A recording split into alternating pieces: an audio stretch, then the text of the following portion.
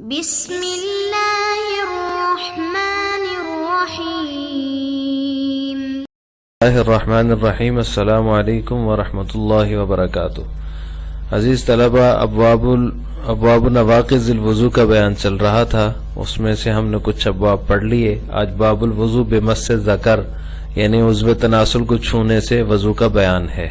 عضو تناسل کو چھونے سے وضو ٹوٹے گا یا نہیں ٹوٹے گا، اس مسئلے کی تفصیل ہم آج کے سبق میں پڑھیں گے۔ باب الوضو بمس ذکر کے تحت علامہ نووی رحمہ اللہ تعالی نے 9 احادیث ذکر کی ہیں، اور ان میں یہ مسئلہ بیان ہے کہ عضو تناسل کو چھونے سے وضو ٹوٹتا ہے یا نہیں ٹوٹتا۔ اس مسئلے میں فقہا کا اختلاف ہے، تو مختلف قسم کی احادیث ہیں۔ باب الوضو بمس ذکر کی پہلی حدیث ہے عن بصرۃ رضی اللہ تعالی عنہ قالت قال رسول اللہ صلی اللہ علیہ وسلم اذا مس احدکم ذکرہ فلیتوضأ، رواہ مالک فی الموطأ وآخرون صححہ احمد والترمذی والدارقطنی والبیہقی وفی الباب احادیث اخر۔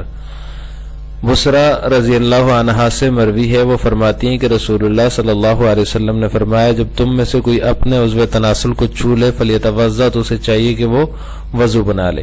اس کو امام مالک نے اپنی موطأ میں روایت کیا اور دوسرے محدثین نے بھی روایت کیا ہے، اور امام احمد، ترمذی، دارقطنی اور بیہقی نے اس کو صحیح قرار دیا ہے۔ وفی الباب احادیث اخر، اور اس باب میں دوسری احادیث بھی ہیں، یعنی جن میں وضو کے نہ ٹوٹنے کا بیان ہے۔ دوسری حدیث ہے حدیث نمبر 160 وعن طلق ابن علی رضی اللہ تعالی عنہ قال قال رجل مسست ذکری او قال رجل يمس ذکرہ فی الصلاة اعلیہ وضو؟ فقال النبی صلی اللہ علیہ وسلم لا انما هو بضعۃ منک۔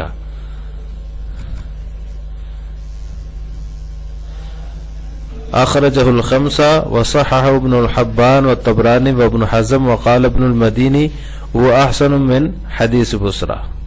اس حدیث کا ترجمہ یہ ہے کہ طلق ابن علی رضی اللہ تعالی عنہ سے مروی ہے، وہ فرماتے ہیں کہ میں ایسا شخص تھا جو بہت زیادہ اپنے عضو تناسل کو چھونے والا تھا، چھوتا تھا۔ وقال رجل یمس ذکرہ فی الصلاۃ، یا پھر یہ فرمایا کہ میں بہت زیادہ اپنے جو ہے عضو تناسل کو چھوتا رہتا تھا نماز میں۔ علیہ وضو، کیا وضو ہے اس کے چھونے کی وجہ سے؟ فقال النبی صلی اللہ علیہ وسلم، تو آپ صلی اللہ علیہ وسلم فرمایا لا انما هو بضعۃ منک، یہ تیرے جسم کا ایک حصہ ہے۔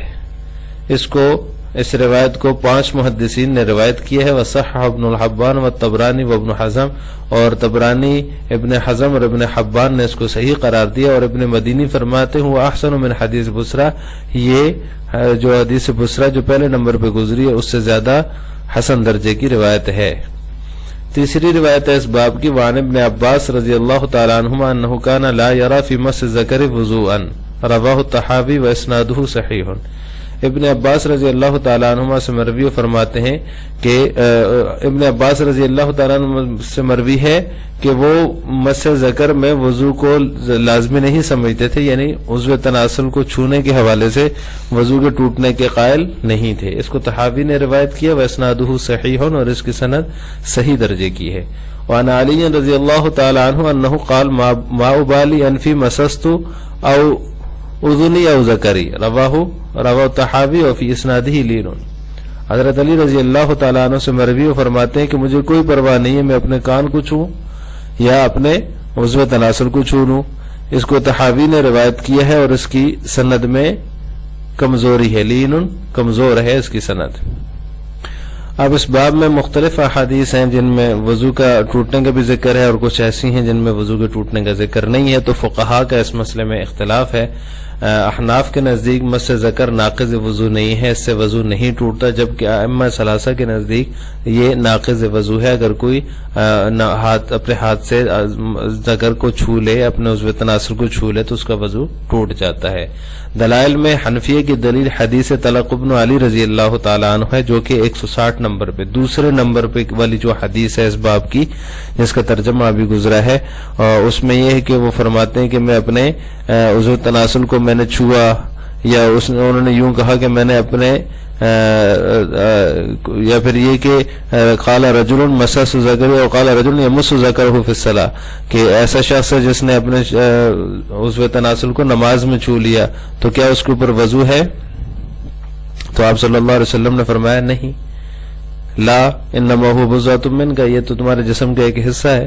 تو یہ جو دلیل ہے اس میں واضح طور پہ ہے کہ آپ صلی اللہ علیہ وسلم نے فرمایا کہ اس میں وضو نہیں ہے. اور دوسری دلیل اس کے بعد جتنے بھی آثار ہیں جیسے کہ ابن عباس اور حضرت علی رضی اللہ تعالیٰ عنہ کا اثر گزرا ہے، اس کا ترجمہ ابھی ہم نے پڑھا ہے، اس میں ہے کہ وہ جو ہے مس ذکر کی وجہ سے وضو کو لازم نہیں سمجھتے تھے. حضرت علی فرماتے ہیں کہ مجھے کوئی پرواہ نہیں، میں اپنے کان کو چھو لوں یا پھر اپنے عضو تناسل کو چھو لوں. جس طرح کان کا چھونا ہے اسی طرح عضو تناسل کا چھونا بھی ہے. جس طرح کان جسم کا حصہ ہے اس طرح عضو تناسل بھی جسم کا حصہ ہے. تو یہ جتنے بھی آثار منقول ہیں اس کے بعد بھی تو یہ احناف کی دلیل ہے، اور احناف کہتے ہیں کہ ان سے استدلال کرتے ہوئے کہ مس ذکر ناقض وضو نہیں ہے، اس سے وضو نہیں ٹوٹے گا.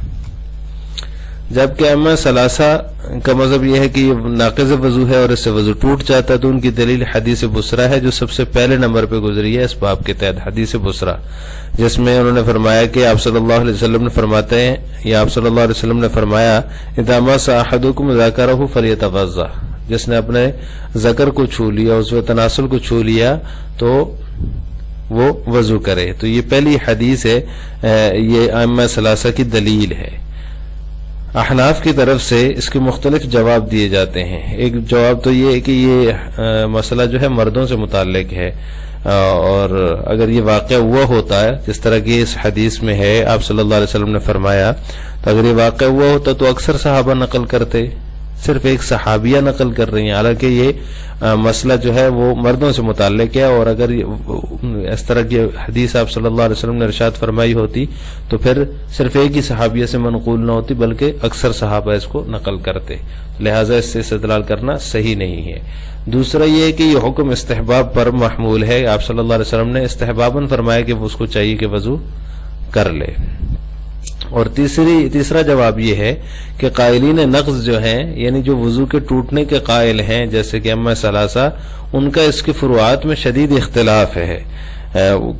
تقریباً 40 کے قریب کوئی فروعات انہوں نے ذکر کیے ہیں. قصد اور عدم قصد ہے، شہوت اور عدم شہوت ہے، پھر اس طرح انگلی سے زائد ہے، مس صغیر ہے، مس کبیر ہے، میت اور انسان اور حیوان کا فرق ہے، اور اسی طرح خصیتین اور جو ہے انثیین کا فرق ہے. مختلف فروعات ہیں اور آپس میں ان کا جو ہے اس میں شدید اختلاف ہے. کوئی اس سے شہوت اور عدم شہوت مراد لیتے ہیں، کوئی اس سے جو ہے قصد اور عدم قصد مراد لیتے ہیں.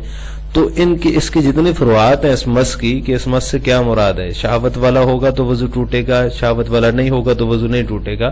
خود جو ہے ائمہ ثلاثہ اس کے فروعات میں شدید آپس میں اختلاف رکھتے ہیں. تو لہٰذا اس شدید اختلاف سے بچنے کے لیے اس کو ہم کہیں گے کہ یہ استحباب پر محمول ہے یا پھر یہ کہ یہ ثابت نہیں ہے. اس باب کی اگلی روایت ہے وعن ارقم ابن شرحبیل قال قلت لعبد الله بن مسعود رضی اللہ تعالی عنہ انی احک جسدی وانا فی الصلاة فامس ذکری فقال انما هو بضعۃ منک رواہ محمد بن الحسن فی الموطأ واسنادہ حسن. ارقم ابن شرحبیل سے مروی ہے، فرماتے ہیں کہ میں نے حضرت عبداللہ بن مسعود رضی اللہ تعالیٰ عنہ کو کہا انی احک جسدی، میں اپنے جسم میں کھجاتا رہتا ہوں، وانا فی الصلاة نماز کی حالت میں، فامس ذکری تو میں عضو تناسل کو چھو لیتا ہوں. فقال تو آپ نے فرمایا انما هو بضعۃ منک، یہ تمہارے جسم کا ایک حصہ ہے.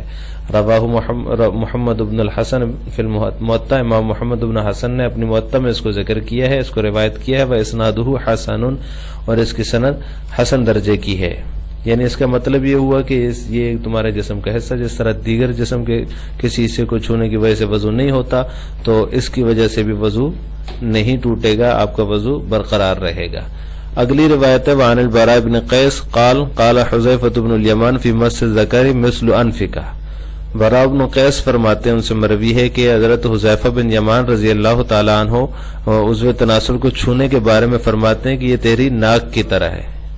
رواہ محمد فی الموطأ واسنادہ حسن، امام محمد نے اس کو اپنی موطأ میں ذکر کیا ہے اور اس کی سند حسن درجے کی ہے.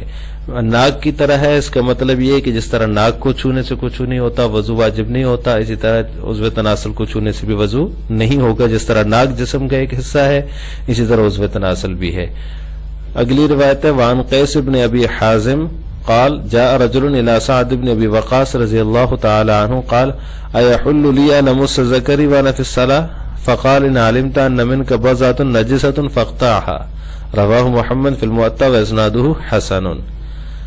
اس کا ترجمہ یہ ہے، قیس بن ابی حازم سے مروی ہے، فرماتے ہیں کہ ایک شخص سعد بن ابی وقاص رضی اللہ تعالیٰ عنہ کے پاس آیا اور کہا کیا میرے لیے حلال ہے ان امس ذکری کہ میں اپنے عضو تناسل کو چھو لوں وانا فی الصلاۃ نماز کی حالت میں؟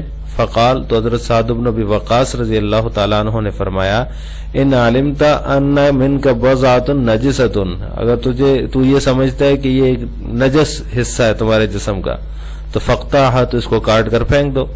رواہ محمد فی الموطأ، اس کو امام محمد نے اپنی موطأ میں ذکر کیا، روایت کیا، واسناد حسن، اور اس کی سند حسن درجے کی ہے۔ مطلب یہ ہے کہ جس طرح جسم کے دیگر اعضاء ہیں اس طرح یہ بھی ایک عضو ہے، جسم کا حصہ ہے، تو اگر تم سمجھتے ہو کہ یہ نجس چیز ہے، گندی چیز ہے، تو گندی چیز کو تو جسم کے ساتھ نہیں ہونا چاہیے، تو لہذا کاٹ کے پھینک دو۔ ہاں، اگرچہ کاٹ کے پھینکنا اتنا آسان نہیں ہے، تو انہوں نے یہ سمجھانے کے لیے جو ہے نا یہ بات کہی ہے کہ جس طرح دیگر جسم کے اعضاء ہیں اس طرح یہ بھی ایک عضو ہے، لہذا اس کو یہ نجس تو نہیں ہے، پاک ہے، جس طرح دیگر اعضاء پاک ہیں، چھونے سے جس طرح دیگر اعضاء کو، پاک اعضاء کو کچھ نہیں ہوتا، اس طرح اس کو چھونے سے بھی کچھ نہیں ہوگا۔ اگلی روایت وعن ابی الدرداء رضی اللہ تعالی عنہ انہ سئل عن مس الذکر فقال انما هو بضعۃ منک رواہ محمد واسنادہ حسن۔ ابو درداء رضی اللہ تعالی عنہ سے روایت ہے کہ ان سے مس ذکر کے بارے میں پوچھا گیا، عضو تناسل کو چھونے کے بارے میں پوچھا گیا، فقال انما هو بضعۃ منک، انہوں نے فرمایا تمہارے جسم کا حصہ ہے، رواہ محمد واسنادہ حسن، اور اس کو امام محمد نے روایت کیا ہے، واسنادہ حسن، اور اس کی سند حسن درجے کی ہے۔ اس باب کی آخری روایت ہے وعن الحسن عن خمسة من اصحاب رسول اللہ صلی اللہ علیہ وسلم منہم علی بن ابی طالب وعبداللہ بن مسعود وحذیفۃ بن الیمان وعمران بن حسین رضی اللہ تعالی عنہم ورجل آخر انہم كانوا لا يرون في مس الذکر وضوءا رواہ الطحاوی ورجالہ ثقات۔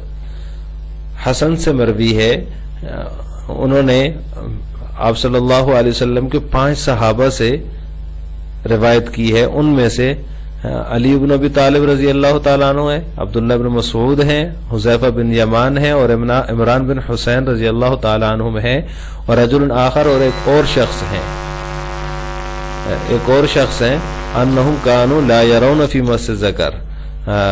یہ سب حضرات جو ہیں 4 کے نام مذکور ہیں، حضرت علی، حضرت عبداللہ بن مسعود، حذیفہ بن یمان، عمران بن حسین حسین رضی اللہ تعالیٰ عنہم، اور ایک اور صحابی ہیں جن کا نام راوی کو معلوم نہیں ہے، بھول گئے۔ انہم کانوا لا یرون فی مس الذکر وضوءا، یہ سب حضرات جو ہے عضو تناسل کو چھونے میں وضو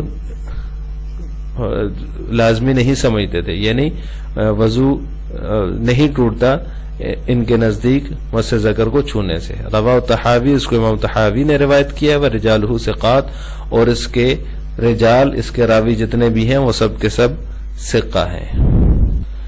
آج کے سبق کا خلاصہ یہ ہوا کہ ہم نے باب الوضو بمس ذکر کے تحت مذکور 9 احادیث ہیں، ان کا ترجمہ، تشریح اور تفصیل پڑھی، اور یہ بھی مسئلہ پڑا ہے کہ مس ذکر ناقض وضو ہے یا نہیں ہے۔ اس میں احناف کا اور ائمہ ثلاثہ کا اختلاف ہے۔ احناف کے نزدیک مس ذکر ناقض وضو نہیں ہے، جبکہ ائمہ ثلاثہ کے نزدیک ناقض وضو ہے۔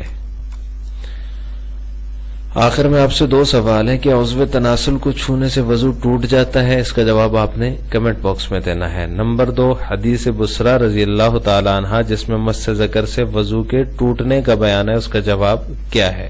جو سب سے پہلی حدیث ہے اس باب کی، اس میں یہ ہے کہ اذا مس احدکم ذکرہ فلیتوضا، جب تم میں سے کوئی اپنے ذکر کو چھو لے تو اسے چاہیے کہ وضو بنائے۔ تو اس حدیث کا کیا جواب ہوگا؟ اس کا جواب بھی آپ نے کمنٹ باکس میں دینا ہے۔ السلام علیکم ورحمۃ اللہ وبرکاتہ۔